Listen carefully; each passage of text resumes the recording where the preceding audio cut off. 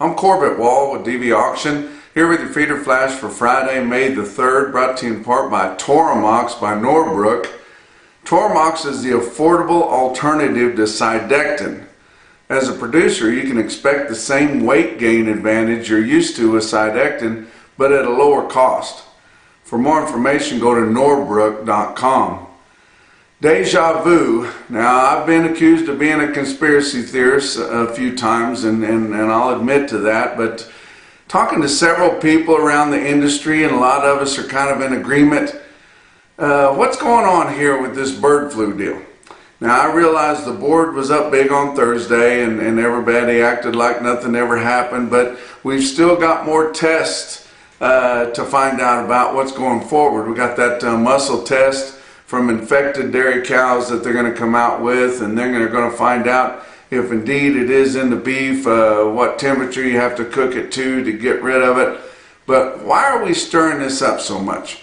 Why are we doing testing at the retail level? We've always done testing at the processor level without having to get the general public all excited about what's going on. But this thing is stirring up like they're trying to stir up a pandemic or something. I don't understand why they're making such a big deal out of this bird flu. Sure, it kills sparrows and chickens and blackbirds and things like that. It doesn't kill cows, and it doesn't kill people. And the only poor soul that we found that had got infected from this strain, that was exposed to infected milk and an infected cow there, he got a runny eye for a couple of days and then he got over it. But we're getting everybody stirred up about it. It kind of reminds me of what happened about 4 or 5 years ago here with the pandemic. It's the right time of year. There's election coming up here pretty close, and we're getting people really, really excited about this. But we got this big market, and maybe the big market's as much to blame for it as anything. Of course, part of the big market we have is inflation. Like it or not, inflation is up, and that is one reason that our beef and cattle are up as much as they are. Of course, we're in the cyclical point where we should have our highest prices here, and we're enjoying those. But the Biden administration or Magoo administration wanted to blame this inflation on the food, and they've kind of been coming down hard on the oligarchies and things that are using their power to make food so high. And so we've got this big market out here. Maybe they're wanting to get this market knocked down before we get to the election. I don't know. I don't have any proof that it's happening, but it just seems to be lining up quite a bit here. But it's very frustrating that we're having to deal with this. I mean, we've got a runaway market like a runaway horse. And if people would stop dragging on this thing, there's no telling where we could go. And like I said, on Thursday, your board was up, and after a big down day on Wednesday, the board was up big on Thursday, and everybody acted like nothing ever happened. But we're not done with this bird flu thing, and we desperately need to get it behind us so we can carry on. But you look at the board on Thursday, and like I said, it was up big. June live cattle futures were up 295 at 176.80. August was up 285 at 173.95. Your back months were all up big from $1.90 to $2.52. May feeder cattle were up 217 at 243.60, which is beyond our index levels for cash prices. August was up 347 at 255.22, and your back months were all up big from 322 to up 362. And that was right in the face of higher grains. May corn up 8 3/4 cents at 4.52 a bushel. May beans up 34 1/4 cents at 11.90. Kansas City hard red winter wheat up 11 1/2 cents a bushel at 6.37. Fat cattle trade, we saw a little bit more trade at higher prices, but we probably have established a market in the northern plains. In the southern plains, they still haven't sold a hoof. But in the Northern Plains, Iowa sold 1,700 on Thursday. They've sold nearly 20,000 for the week. On Thursday, the live price was 186 to 187, and that's 1 to 2 higher than a week ago. Dress sales at 295. That's about $1 higher than a week ago.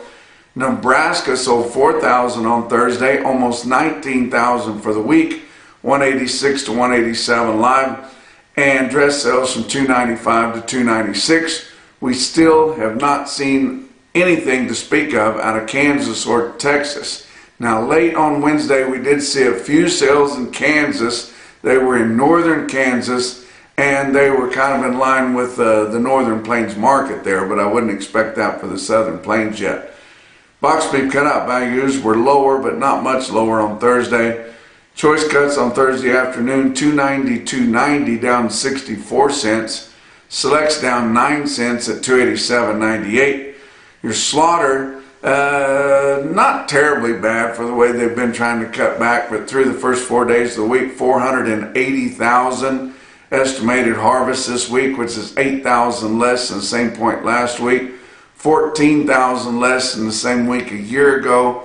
Actual slaughter information come back from 2 weeks late there showed our average dressed steer carcass weight at 919 pounds, which was 3 pounds lighter than the previous report. Talk about what else is going on. Stay Tough Fencing. They manufacture one of the broadest lines of high tensile and low carbon fences on the market.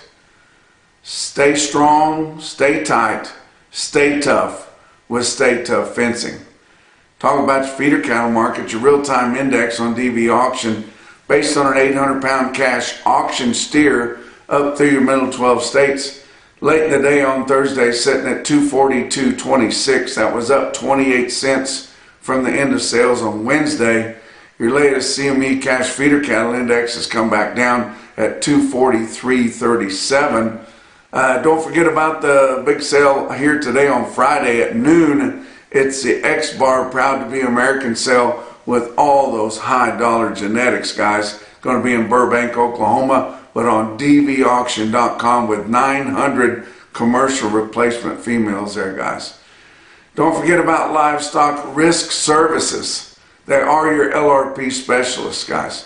And I know a lot of you are thinking about LRPs and you're wondering about them. Give them a call. Give Dakota Moss a call or one of his agents a call and find out what it's all about. Find out what your strike price is. Find out what it's going to cost for you on the premium and find out where they settle at. I actually misspoke on the last feeder flash and said you could pick your day and cash in. No, you pick your day when you take the policy out. But I want you to pay attention to the real-time index and the CME feeder cattle index so you kind of know where you're at, where that thing's going to settle at, guys. But talking about your big sales on Thursday, how about Winter Livestock in Pratt, Kansas at 3,800 head? Market was steady to $4 higher, except for stocker steers and steer calves that are ready to turn out. They were sharply higher. And we're getting here on into May, guys, and we're still selling these turnout cattle sharply higher. Another big sale in north central Kansas is Farmers and Ranchers Livestock in Salina, Kansas. They had 2,900 head. The steer calves sold $7 to $10 higher. Feeder steers were a little bit lower, like some of your other sales earlier this week, from $4 to $6 lower. Heifer calves $7 to $9 higher. That includes stockers. And the feeder heifers were rather uneven there.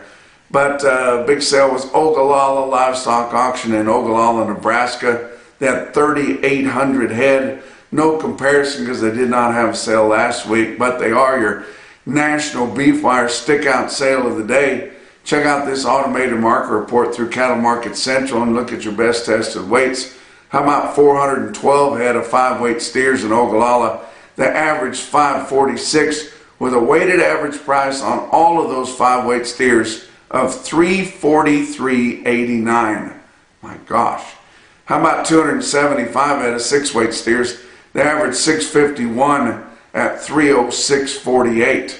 242 head of 7-weight steers in Ogallala averaged 737 at $292.63. These are all very impressive. How about 522 head of 8-weight steers in Ogallala, averaged 848 pounds at 245.94.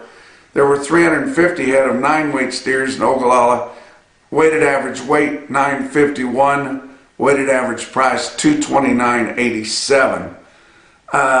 Farmers and ranchers, I'm going to give you a few stick-out sales, guys. And one of the stick-outs come from Salina sale, which we talked about earlier. Farmers and ranchers livestock in Salina, Kansas sold 137 steers. They weighed 847 and bring 259.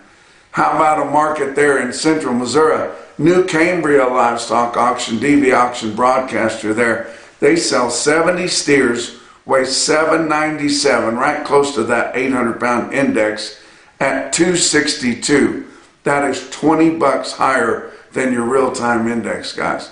But the most impressive sale that I saw anywhere on Thursday, in your Macrocin No BS top quote for the day, they were in Ogallala Livestock Auction in Ogallala, Nebraska. They were off the Western Trail sale that I've been telling you about, where Tucker Teague has been scattering cattle all in the western United States there at different sale barns, and they were 2 drags of his at Ogallala on Thursday. There was 134 steers, weighed 708, bring 307.50 to go back to grass, and then 220 head of 1,022-pound steers off graze out wheat, bring 230. And that's your feeder flash for Friday.